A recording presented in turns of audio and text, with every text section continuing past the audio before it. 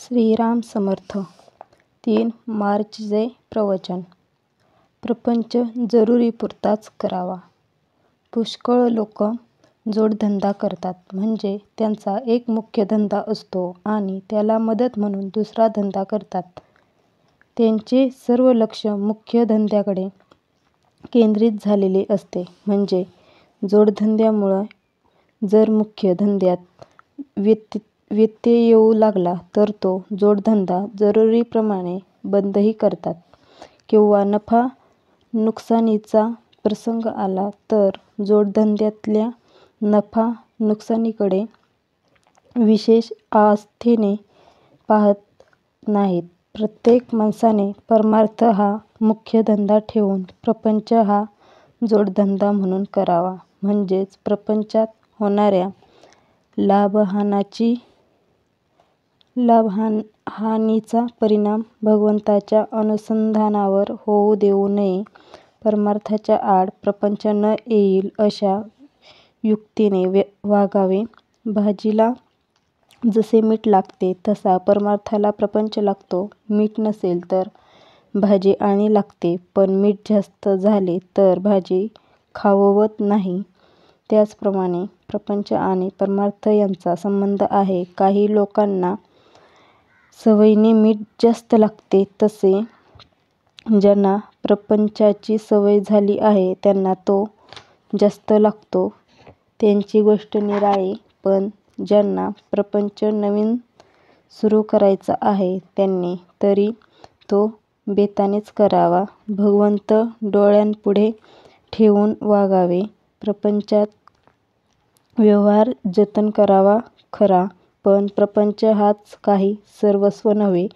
भगवंताचा विसर हा कोणत्याही कारणाने झाला तरी तो बरा नाही. मग प्रपंचात सुखसोयी असल्यामुळे तो होवो, किंवा प्रपंचात दुःख झाल्यामुळे होवो, प्रत्येकाला प्रपंचाची अत्यंत जरुरी आहे. पण आपण त्याला वाजवीपेक्षा जास्त महत्त्व देतो आणि त्यामुळे सर्व बिघडते. प्रपंच म्हणजे आणि दुःख नको असे म्हणणे वेडेपणाचे आहे. मूल असेल तर ते कधी तरी आजारी पडायचेच. प्रपंच हा कुणाला सुटला आहे? हा प्रपंच, हा संसार भगवंतानेच उत्पन्न केला आहे, तर तो कुणाला तरी सुटेल का?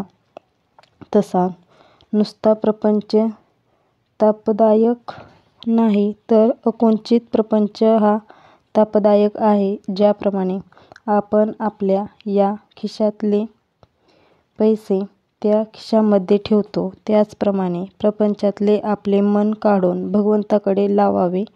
तसे करण्यात समाधान आहे. नवरा बायकोचे ध्येय एकच असेल तर त्यांचा प्रपंच सुखाचा होतो. जो मनुष्य हौसेने प्रपंच करील त्याला तो करायला 24 तासही पुरणार नाही, पण जो जरुरीपुरता प्रपंच करील त्याला 3-4 तास पुरतील. प्रपंचामध्ये कर्तव्याला चुकू नये, पण त्यामध्ये आसक्तीने गुंतून राहू नये. आपले व्यवहाराचे कर्तव्य मनापासून केल्यानंतर त्याचे फळ रामाकडे सोपवावे. रामाचे नाव शक्य तितके घेऊन आपले मन त्याच्या ठिकाणी चिकटावे, यासाठी त्याची मनापासून प्रार्थना करावी. आजचा बोध. प्रपंच हा मोडक्या वस्तू नीट करण्याचा कारखाना आहे. तिथे मोडक्या वस्तू जितक्या जास्त असतील तितकी शिकणाऱ्याला संधी जास्त असते.